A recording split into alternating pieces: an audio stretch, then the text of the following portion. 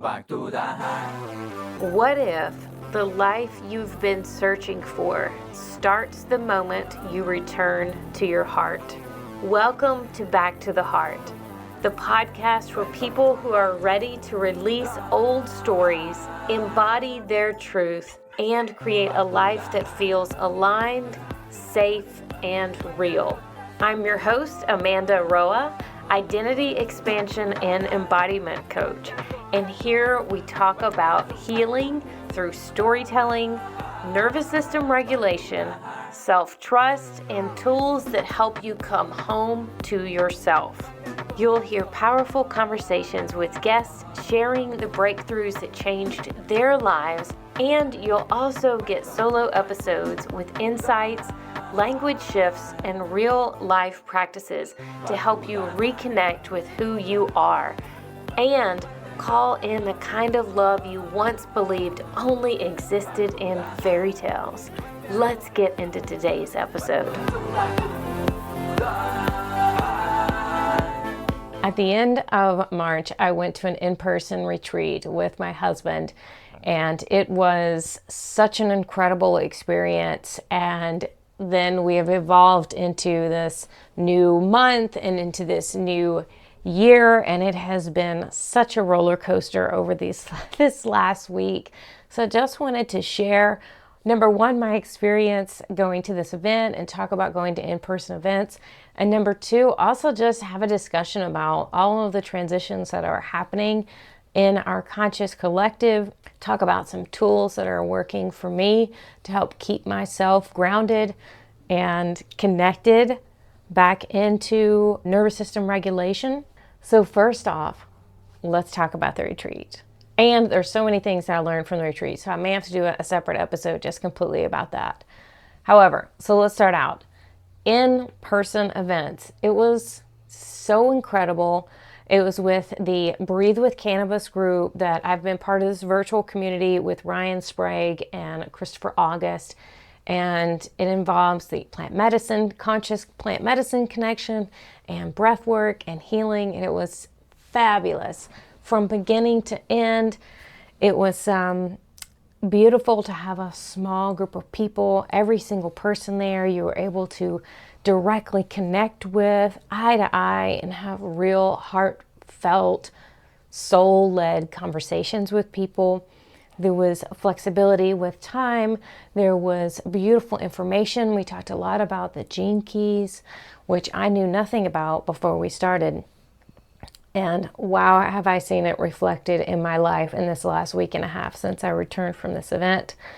And the food was incredible. We had someone on site who was cooking with healthy, quality ingredients and with love. Because let me tell you, whenever you're going to these types of events, you are moving a lot of energy. Or at least at this one we were. That's what I went for, right? Is moving the energy and embodying this version of myself, putting these tools and resources into my life, investing back into me. There was a lot of energy moving and flowing. So the nourishment that you put back into your body is so important. So the food was incredible. Our chef was amazing.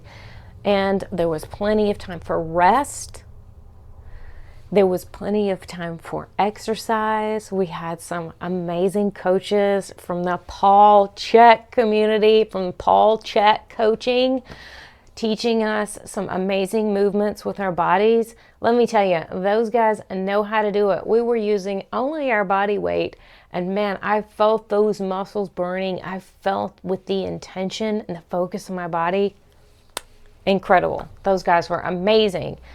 And just how important those pieces are, because if you're going through this healing journey and you're looking and you're adding all this information into your mind and you're listening to a podcast, which thank you for listening to this podcast right now, or you're reading Substack articles or you're watching YouTube videos, whatever it is that you're incorporating, the embodiment is, you know how you have embodiment of what you're putting into your mind?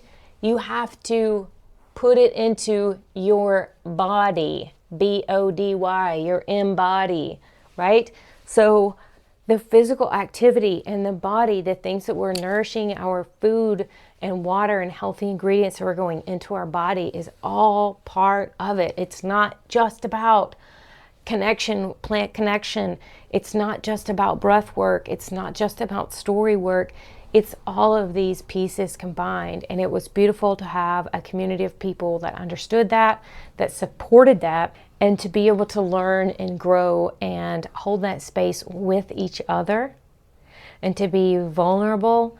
I learned so much. I had no idea how much of a feminine wound I still had in connecting with other women, specifically after an experience that I had last year, and just going through this process as people have come into my life, people have exited my life, as I've been going through this healing journey, and I keep coming into contact with others that are experiencing this too. So I just want to share the experience that if you're listening to this message now and you're looking inward and practicing becoming the best version of yourself, and the people around you are shifting, that's okay. That's very normal. We've been through it. I've been through it, and I'm here to help support you through it. So I realized that I had some feminine energy and some womb, sacral energies that needed to be released, and opening up to my heart chakra, and all of these different pieces that went into such an incredible week.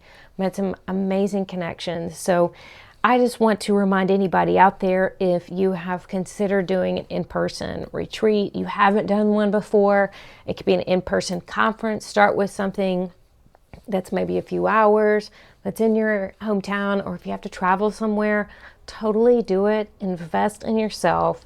Invest in the opportunity to be face-to-face with others, because while these videos and recordings are available, being in person with people is so, it like 10x's the power of what you're learning and healing virtual. So virtual is amazing, yes, and a glorious resource for us to be able to use. And being in person is still an option. So if you're thinking about it, this is your sign. Do it. Find your people. Sign up. Go for it. If you want to learn more about this specific group that I just told you about, I'll be more than happy to connect you. Comment below and I'll send you the information. But it's the Breathe with Cannabis Collective. And what an amazing community. So much learning and healing from Ryan and Chris, and sharing their knowledge and experience, their business experience, and just, working through living our best lives. So that's the end of the story of that event. I could go deeper and we can talk about the healing of that feminine wound on a whole separate episode. But I wanted to really focus on what to do after you come home from an event like this.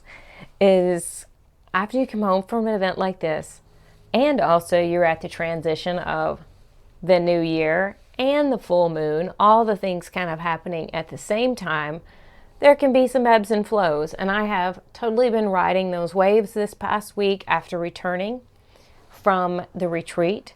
I had a hard time staying focused. I had a hard time saying some good things to myself. I wanted to relax and rest and recover and integrate. And I was excited and wanted to start implementing. However, my body wasn't and my mind weren't connecting at the same time to be able to take those actions and implement like I had expected myself to and wanted to.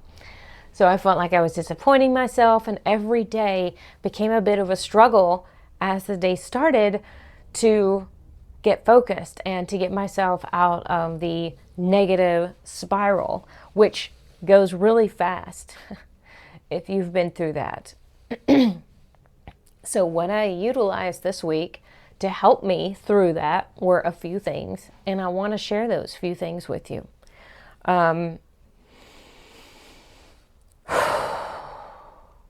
One is the breath. Just then I was recording, I had to take a pause and take a breath. The things that helped me get through this week, which helped me get through everyday life, but especially a week after a retreat with the full moon and all the transitions happening with the year and the planets and all the things astrologically and collectively happening, these are the things that help me through this. 1, silence. I just created another episode about getting silent and practicing being in that silence. That helped me this week because there were so many different things going and bouncing around in my head. And until I sat with that silence,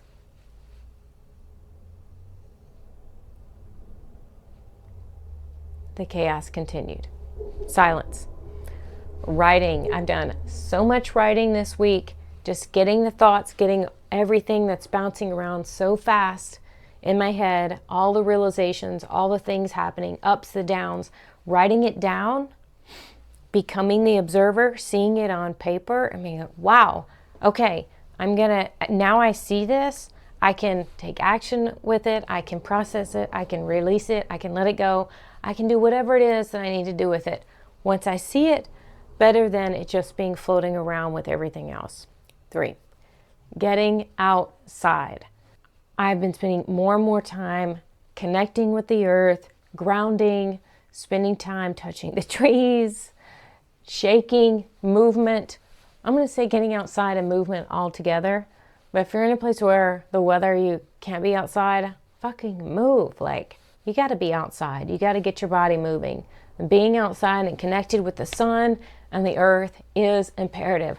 If your geographic location keeps you inside more than you can be outside throughout the year, I would highly suggest you consider moving.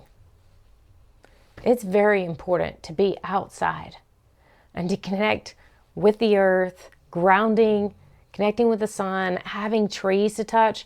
Even if you live in a building, if you can get outside and touch the trees and connect with the earth, breathe in the air, regardless of what they're spraying in the air, to breathe it in and actually connect with Pachamama is so important. Another thing is connecting with those around me. I just did a podcast episode about voice notes.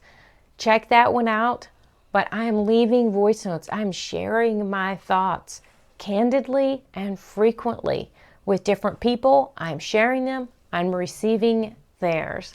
So connecting with others and knowing that I have support around me is so important. And you know the way that you get support around you? You start reaching out. You start being vulnerable. You start sending the first uncomfortable, awkward audio message. Go first. You can do this. And if you don't have anybody that is in your community that supports you now, get connected with me. Find me on Instagram. I would love to be connected and help support you through this.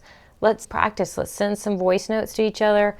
Send a video note so that you can get comfortable seeing yourself, and practicing expressing is so important. Write it down first and then you can read it. Whatever way is easier for you, get that expression, get it out. Moving the body, which I mentioned before, but this is so powerful. Whether it's dancing, shaking, breath work, any and all of those things have been part of this last week and half, and me integrating after going on this trip and bringing myself back into the space of stepping forward into everything that I learned from the retreat. Allowing myself to rest. That is so important. Fighting and resisting that urge to rest my body, to close my eyes, to sit into silence, to go to bed earlier, to sleep a little bit later. That resistance just causes more friction. So if I feel my body in a place where it's time for me to lay down, I allow myself the time to lay down.